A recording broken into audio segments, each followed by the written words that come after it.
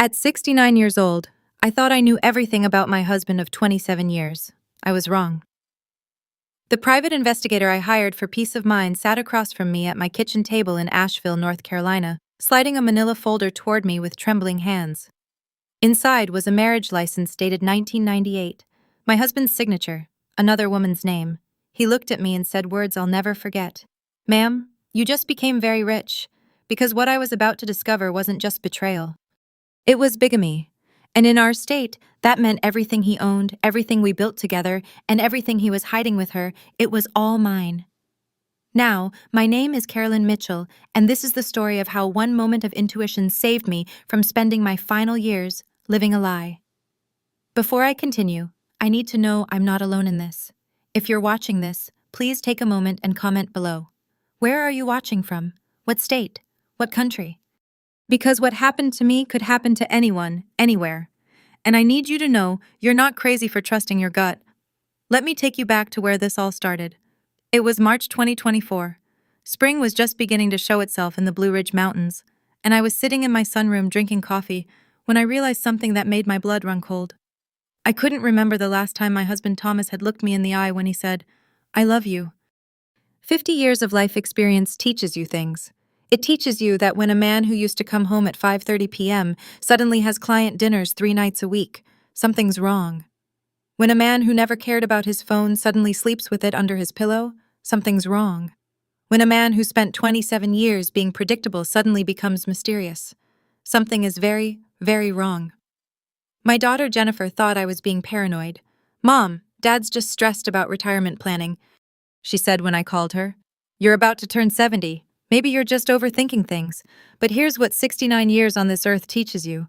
Women aren't paranoid. We're perceptive. There's a difference." Thomas was a commercial real estate developer. Successful, charming, the kind of man who could sell ice to an Eskimo, as they say.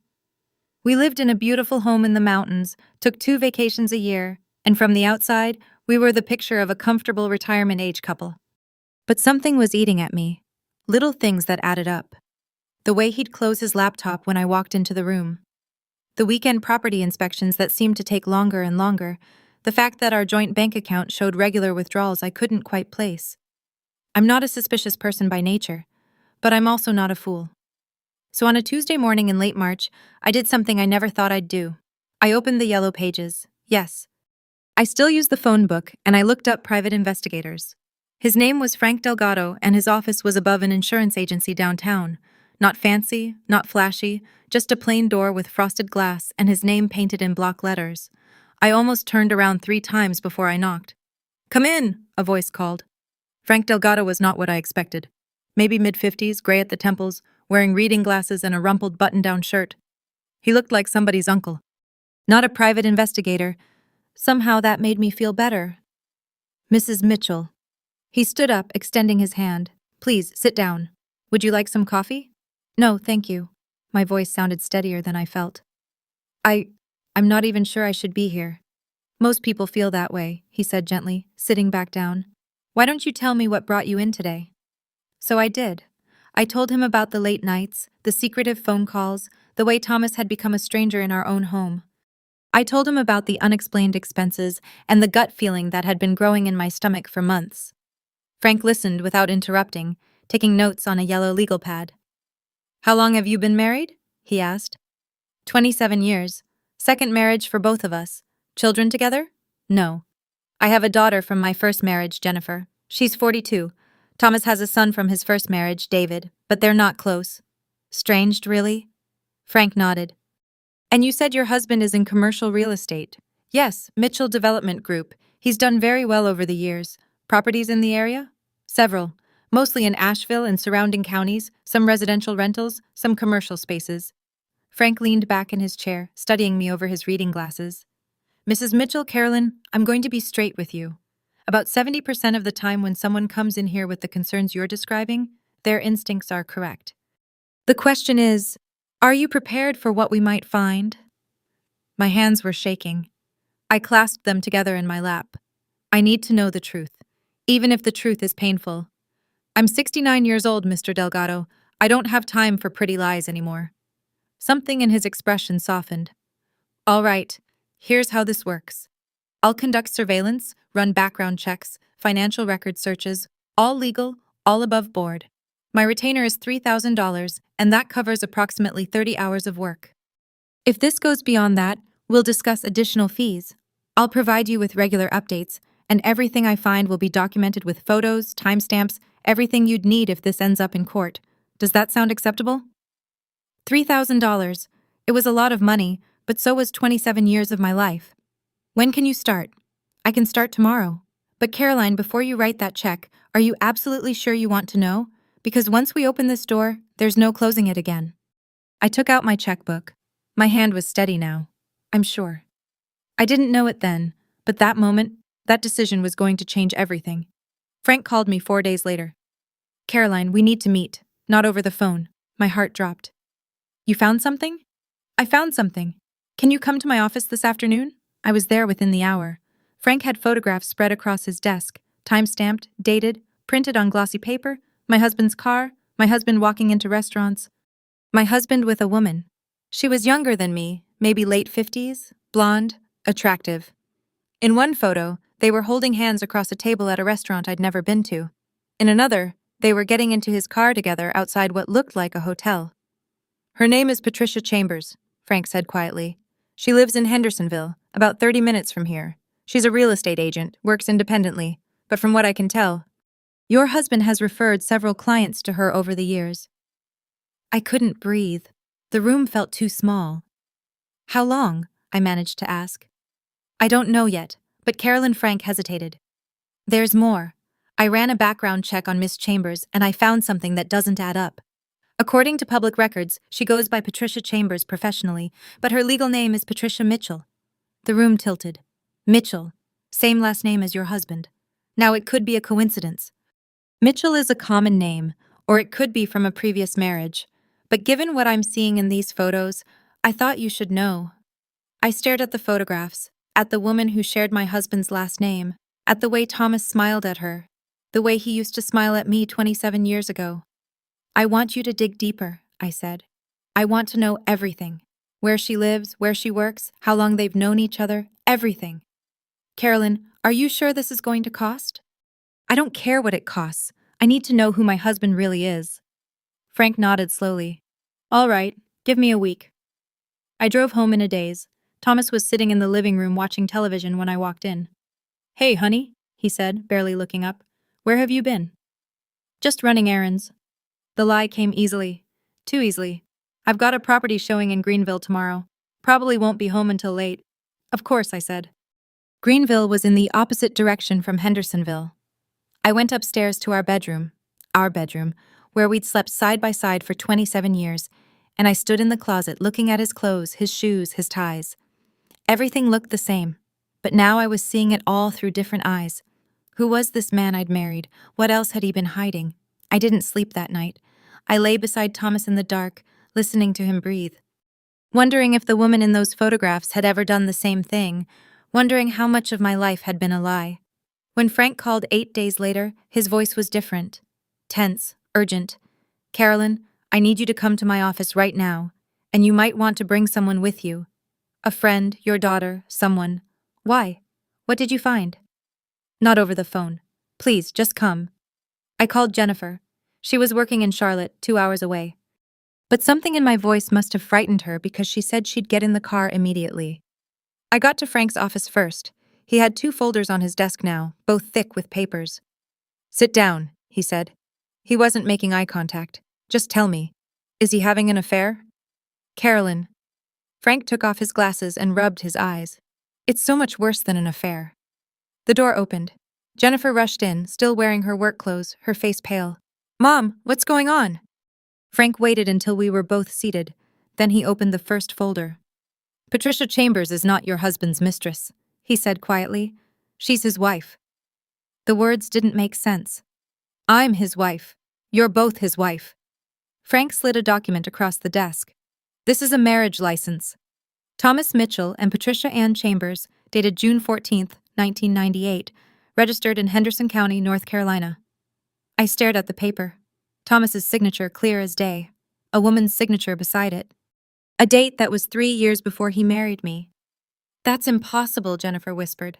They got married in 2001. I was at the wedding. Your mother got married in 2001, Frank said gently. But Thomas was already married. He never divorced Patricia, which means his marriage to your mother was never legal. Carolyn, your husband is a bigamist. The room was spinning. 27 years. 27 years of marriage. That wasn't real. There's more, Frank said. He opened the second folder. I did a deep dive into property records. Thomas doesn't just have properties here in Asheville. He has properties registered under Patricia's name in Hendersonville. A house, a very nice house, worth approximately $1.2 million. He laid out more documents, deeds, tax records, photographs. Patricia Mitchell lives in that house full-time, has since 1998. Your husband splits his time between both homes. When he tells you he's at property showings or client meetings, he's with her. They have a life together, Caroline. A complete life. Neighbors think they're a normal married couple. Jennifer was crying. I felt numb. How is this possible? I asked. How could no one know? Henderson County and Buncombe County have separate recording systems, Frank explained. Unless someone specifically searched both counties, it wouldn't show up. And why would anyone look? He's been careful. Very careful. He maintains separate finances for each household. Uses his business accounts to muddy the paper trail. If you hadn't hired me, you probably never would have known. I looked at my daughter, at Frank, at the documents spread across the desk, proving that my entire adult life had been built on a lie. What do I do? I whispered. Frank's expression was grim. First thing Monday morning, we call a lawyer. I didn't go home that night. I couldn't. Jennifer drove us to a hotel, and we sat up until 3 o'clock in the morning, trying to process what we'd learned. Mom, this is insane, Jennifer kept saying. This is completely insane. How did he manage this for 27 years? I thought about all the late nights, the business trips, the weekends he spent managing properties. I trusted him completely, never questioned him. Why would I? What about his son? Jennifer asked suddenly. David, does he know? I don't know. They've been estranged for years. Thomas always said it was because David couldn't accept our marriage after his mother died. When did Thomas's first wife die? We looked at each other. I'd never questioned it. Thomas told me she died of cancer in 1997 before we met. We'd met in 2000 at a charity fundraiser, started dating in 2001, got married that same year. But if he married Patricia in 1998... Mom, Jennifer said slowly, what if his first wife didn't die? What if Patricia is his first wife? The room went cold. Sunday was a blur. I couldn't eat, couldn't sleep. Every time I closed my eyes, I saw that marriage license. I saw the photos of Thomas and Patricia walking hand in hand. I thought about every anniversary we'd celebrated, every I love you, every promise he'd made. All of it was a lie. Monday morning, Frank introduced me to his attorney friend, Elizabeth Warren. No relation to the senator, she joked, trying to lighten the mood. It didn't work. Mrs. Mitchell, Elizabeth said, what your husband has done is not just morally wrong, it's a felony. Bigamy is a Class 1 felony in North Carolina. He could face jail time. I don't care about jail time, I said. My voice sounded flat, emotionless. I care about my life. I care about the house we live in, the money in our accounts, the 27 years I gave him. Elizabeth nodded. Here's the good news, if we can call it that. Because your marriage was never legal, because he was already married, you're entitled to compensation. North Carolina law allows for alienation of affection and criminal conversation claims. Plus, there's fraud, possibly embezzlement if he used joint funds for his other household. And then there's the big one. She leaned forward. In cases of bigamy, the defrauded spouse has legal grounds to claim all marital assets. Not half, all. Every property, every bank account, every asset he acquired during the course of the bigamous marriage can be considered proceeds of fraud. What does that mean in real terms? Jennifer asked. It means everything he owns with your mother. The house in Asheville, the joint accounts, the business assets registered jointly, it's all hers. But more than that, everything he owns with Patricia might also be claimable because that marriage was being maintained through fraudulent means. The house in Hendersonville, the properties in Patricia's name. If we can prove he used joint funds or committed fraud to maintain that household, your mother could make a claim on those assets too. I felt something stirring inside me. Not hope exactly, something colder, harder. How do we prove it? Elizabeth smiled. It wasn't a friendly smile. We confront him and we record everything. The plan was simple but terrifying. I would go home Tuesday evening, act completely normal, And then Wednesday morning after Thomas left for work, Frank would follow him. Elizabeth would be with me, and we'd review every document I could access. Bank statements, property deeds, business records, everything. Tuesday evening was the hardest thing I've ever done. I made dinner, we ate together. Thomas told me about his day. I smiled and nodded and felt like I was in a play reading lines that someone else had written. "You seem quiet," he said. "Everything okay?" "Just tired," I lied. "I think I might be coming down with something." "Well, don't push yourself," he said, patting my hand. The touch made my skin crawl. "I've got an early meeting in Greenville tomorrow anyway. Property showing for a potential buyer. Big commercial deal.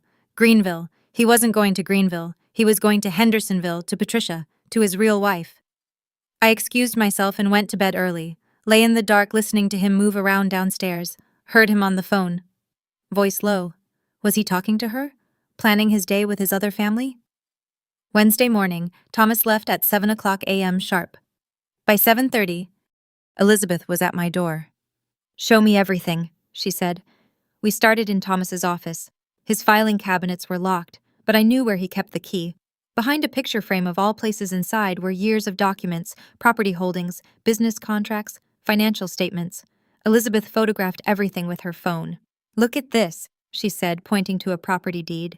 "This commercial building downtown, purchased in 2003, but the down payment came from an account in Patricia's name." She pulled out more documents. "This shopping center in Black Mountain, purchased jointly by Thomas and Patricia in 2005. But look at these renovation receipts paid from your joint checking account with Thomas. What does that mean?" "It means he was using your money to improve properties he owned with her." "That's fraud, Caroline. Clear-cut fraud. We spent 4 hours going through documents. The picture that emerged was staggering. Thomas had built an empire on deception. He'd use money from one household to fund the other. He'd put properties in Patricia's name, but pay for them with funds from our joint accounts. He'd declared business expenses that were actually personal purchases for his other home. "The house in Hendersonville," Elizabeth said, reading from a tax document, "purchased in 1998 for $350,000, now worth $1.2 million. But look at these records. Major renovations in 2008, 2014, and 2019. Guess where the money came from?" She showed me bank statements, withdrawals from our home equity line of credit, transfers from our investment accounts, hundreds of thousands of dollars over the years. "He used your money to build a palace for his other wife," Elizabeth said quietly. "And you never knew." My hands were shaking. "How much are we talking about total?" Elizabeth did some quick calculations on her legal pad. Conservative estimate between the properties, the business assets, the improvements he funded with your money. We're looking at somewhere between 8 and 12 million. "My God, Carolyn," Elizabeth said, meeting my eyes when I said you just became very rich. I meant it. Thomas Mitchell is about to lose everything. We set the confrontation for Friday evening. Elizabeth wanted everything documented, everything recorded. North Carolina is a one-party consent state, meaning I could record conversations without Thomas's knowledge.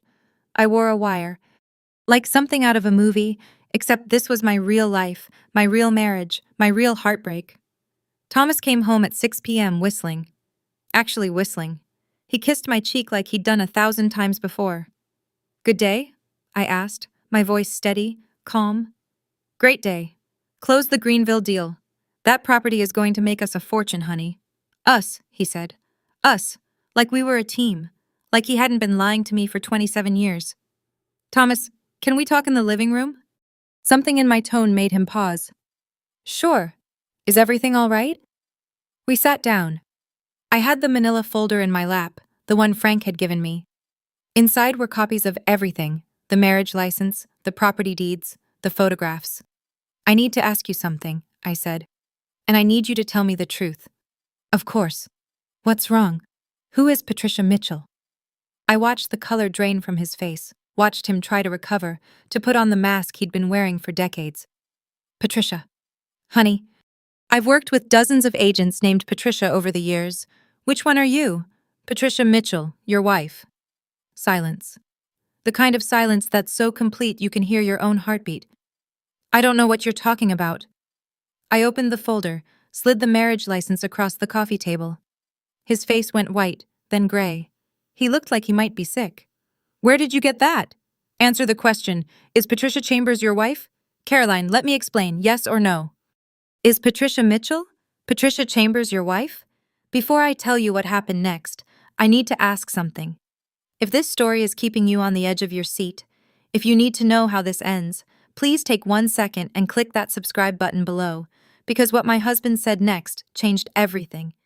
And I want to make sure you're here for the whole truth. Thomas stood up, paced to the window, his back to me. Yes, he finally said. Yes, she's my wife. 27 years. 27 years. And he just admitted it like he was confessing to forgetting to take out the trash. How long? Since 1998. Before me. Before you. I felt strangely calm. Maybe I was in shock. Maybe I'd already cried all the tears I had. Did you ever love me? I asked. Was any of it real? He turned around then, and I saw something I'd never seen before in his eyes. Panic. Caroline, it's complicated. Yes, I love you, both of you. You have to understand, when Patricia and I got married, we were young. It wasn't working. But her father had invested in my business, and if I divorced her, he was going to pull his funding. I would have lost everything.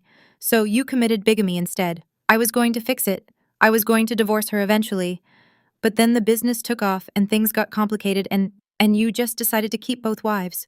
My voice was rising now. 27 years, Thomas. 27 years you let me believe I was your wife. I wore your ring. I took your name. I built a life with you. You are my wife. No. I stood up. I'm not. I never was. Our marriage was never legal.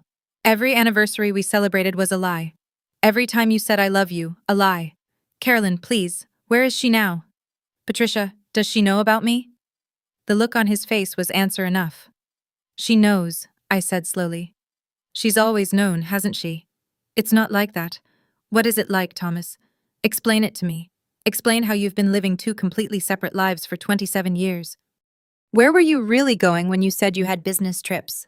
When you had those late-night client meetings? He sank back onto the couch, his head in his hands. Sometimes I was with Patricia. Sometimes I really was working. Carolyn, you have to believe me. I never meant to hurt you, but you did. Every single day for 27 years, you hurt me. You stole my life. I gave you a good life, a beautiful home, financial security with money that wasn't even yours to give. I threw the property records at him. You used our joint funds to pay for her house. Our money, Thomas, you stole from me to support your other family. He picked up the documents, scanning them, his face going from white to red. How did you... Who gave you these? That doesn't matter. What matters is that I know everything now. I know about the house in Hendersonville. I know about the properties in her name. I know about every lie, every deception, every dollar you stole from me. I didn't steal. Yes, you did. I was shouting now. Years of trust and love turning into rage. You committed fraud, Thomas. You committed bigamy. You're a criminal. He stood up, and for the first time in 27 years I was afraid of him. You need to calm down, he said, his voice low and dangerous. You're upset. You're not thinking clearly. I'm thinking clearly for the first time in decades. If you go public with this, if you go to the police, you'll destroy everything. The business, both houses, my reputation. Your reputation? I couldn't believe what I was hearing. Your reputation. Thomas, you're a bigamist. You've been committing a felony for 27 years. You've defrauded me out of millions of dollars, and you're worried about your reputation. I'm worried about you, he shouted. If this comes out, you'll be humiliated. Everyone will know. Your friends, your family, Jennifer. Jennifer already knows. My lawyer knows. My private investigator knows. And soon, everyone else will know too. His face went pale again. Lawyer. I pulled out my phone, made a show of checking the time. She should be serving Patricia with papers right about now. Actually, what did you do? What I should have done the first time I suspected something was wrong. I protected myself. Thomas lunged for me, grabbed my arm. You can't do this, Caroline, please. We can work this out. We can keep this quiet. I'll divorce Patricia. I'll make it right. Let go of me. We can fix this. Just don't go to the police. Please. I'm begging you. Let go of me, or I'm calling 911. He released my arm like I'd burned him. It's over, Thomas. The lies, the double life, all of it. Over. You're making a mistake. No, I said quietly. I made a mistake 27 years ago when I said I do to a man who was already married, but I'm fixing that mistake now. The legal proceedings moved faster than I expected. Thomas was arrested on bigamy charges the following Monday. The look on his face when the police showed up at his office. I wasn't there to see it, but Jennifer was, and she said he finally looked like what he was, a man whose lies had caught up with him. Patricia tried to contact me, called my phone 14 times in one day, left voicemails crying, saying she didn't know, that Thomas had told her I knew about her, that we had some kind of arrangement. Elizabeth told me not to engage. Everything would be handled through lawyers. Now the discovery process was brutal. Every document, every bank statement, every lie laid out in black and white. The prosecutors built their case with precision. Thomas had been using business accounts to fund both households. He'd committed wire fraud, tax fraud, identity fraud. The bigamy was just the beginning. Elizabeth filed civil suits on my behalf: fraud, intentional infliction of emotional distress, conversion of funds. The numbers kept getting bigger. The house in Asheville is worth $2.1 million, Elizabeth explained at one of our many meetings, fully paid off.